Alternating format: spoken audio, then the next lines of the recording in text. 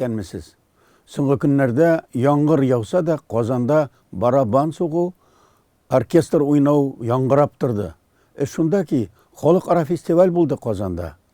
Хәрби яки духовой тынлы музыка оркестрларның фестивале. Анда 19 оркестр катнашты. Шул исәптән Болгариядән, БДБ-ләрнән, Казакъстаннан һәм Русия төбәкләреннән кайбер генераллар үзләренең оркестрларын махсус очкыч белән Казанга җибәрделәр.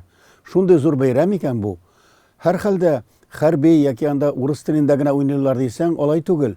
Бу оркестрлар бөтенсе бергә җыелгач, ачылышта, ябылышта бер үк кинедә башкардылар. Шул исәптән Сәйдәшев маршларын, хәтта Римзил Вәлиев сүзләренә язылган "Тик исән булсын" дип, "Ватаным" дип җырлана торган җырны да шушы бергәләп башкардылар. Яңгыр явып китсә, нишлибез соң дип тормады, халык килде, хәтта Кремльгә Гаит бәйрәме көннәдә 14 мең кеше килгән дип әйттеләр миңа.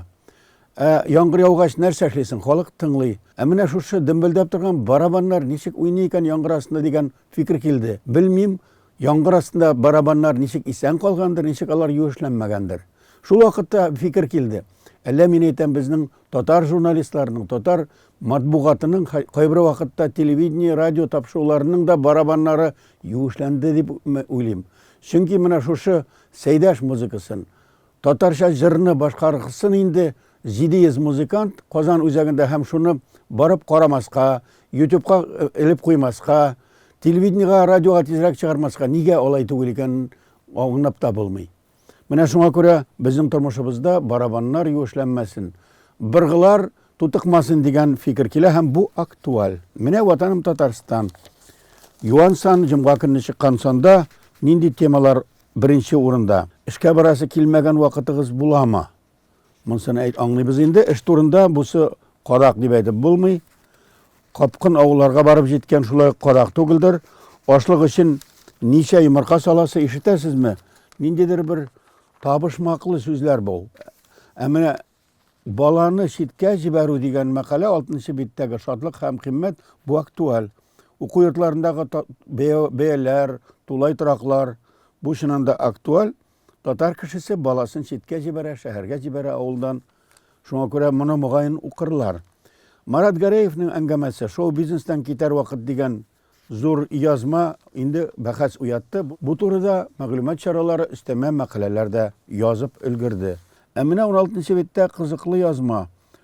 Мал табибым Шәрәфиев әйтә: "Буаз сыер йөкле хатын кебек булды. Укырга мәҗбүр итә инде бу мал табибы.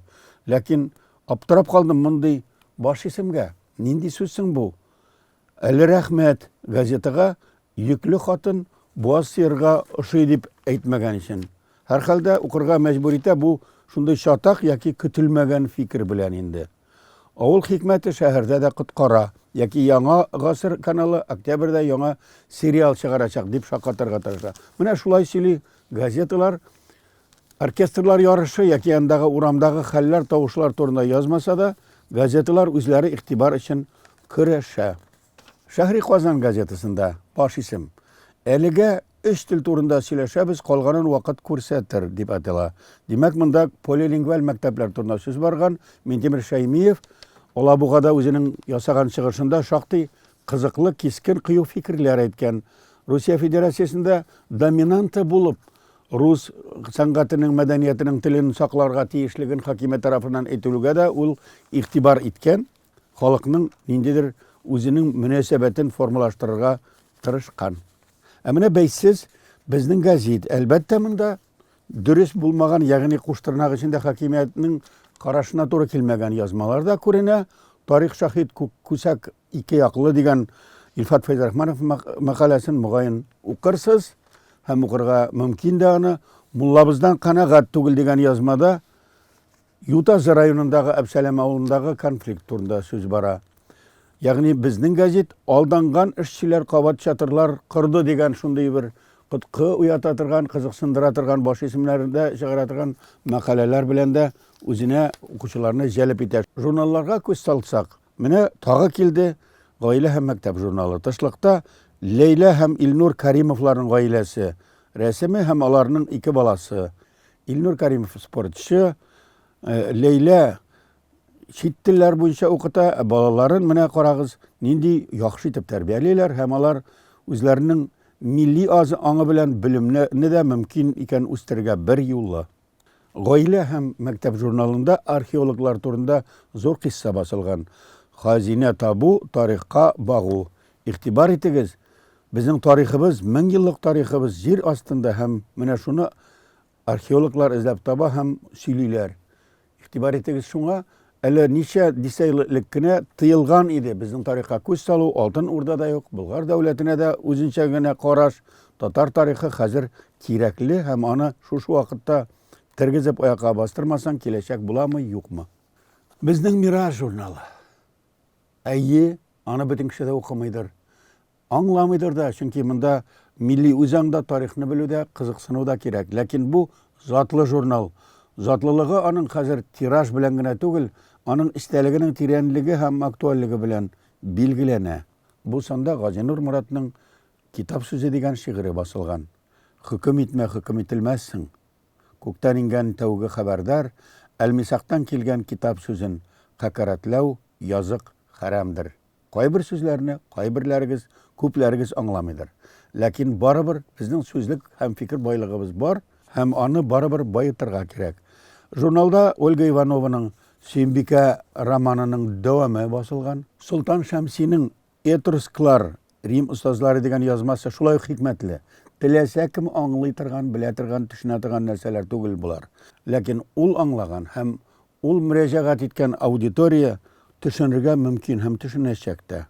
Бу санда бигрәк тә сискәндергән мәкалә, шаккатырган мәкалә, Татарстан аеның 100 еллыгына багышланып басылган. Кавы Нәҗминең 30нчы елда басылган большевизм утасында дигән мәкаләсе кабат басылган. Анда җидегәнчелек фаш ителә. Беләсезме, нәрсә ул җидегәнчелек? Уфага 27-28 елларда узган гасырның кунакка барган шагыйрьләр, язучылар сөйләшкәннәр һәм шул вакытта аларга каршы кампания башланган. Уйламагыз, 37 елда гына чыгарып утыртканнар, атканнар дип. Юк, шул ук елларда башланган фаш ителү. Анда инде пролетар язучылармы фикерләү, буржуазмы, тарихка ничек карый дигән сүзгә игътибар ителгән һәм көрәш кискенләште. Тарихны актарып карасаң, аларның байрагы, менә бу кемнәр турында бара инде бу? Җидегәнчеләр турында.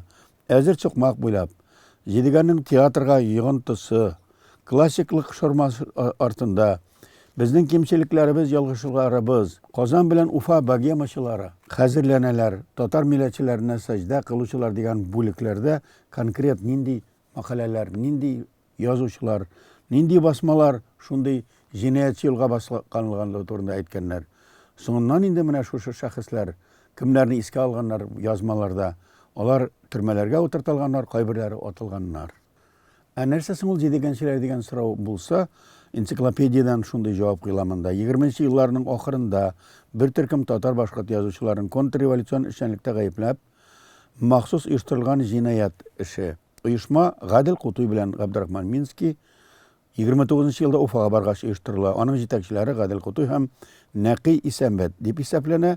Әлегәш буенча Сәгыйть Алиш, Борхан, Нәкый Исәнбәт, Кутуй, Минский, Тәхватчынакай җавапка тартырыла.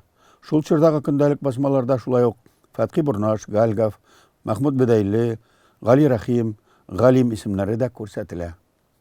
Безнең Мираж журналының бу санында каршылыклы һәм кызыклы фикер уята торган язмалар тагы бар әле. Рүзәл Мөхәммәтшин 20нчы еллар архитекторлары турында басма тәкъдим иткән. Анда Казанны алу истәлегенә куелган Әхрәм һәйкәлене Татарстан Республикасы төзелү һәйкәле итеп үзгәртү проекты. Сәнгать техника институты студенты Сатонин эскизы буенча менә шушы һәйкәл үзгәртелергә һәм анда төрле милләт вәкилләренең инкыйлаб тирәсендә берләшүе турында яңа сәяси концепцияле үзгәреш проекты тәкъдим ителгән. Әлбәттә, бу үзгәреш кертелмәгән. Казанны алу вакытында һәлак булган гаскәриләрнең һәйкәле үзенчә тора, хәзер тергезелә. Мәдәният министрлыгы да аны карый. Казанны яклаучыларга һәйкәл кайчан куела дисәгез, хәзергә әйтеп булмый. Аның урыны да билгеләнгән иде. Әлбәттә, безнең үзебездән тора.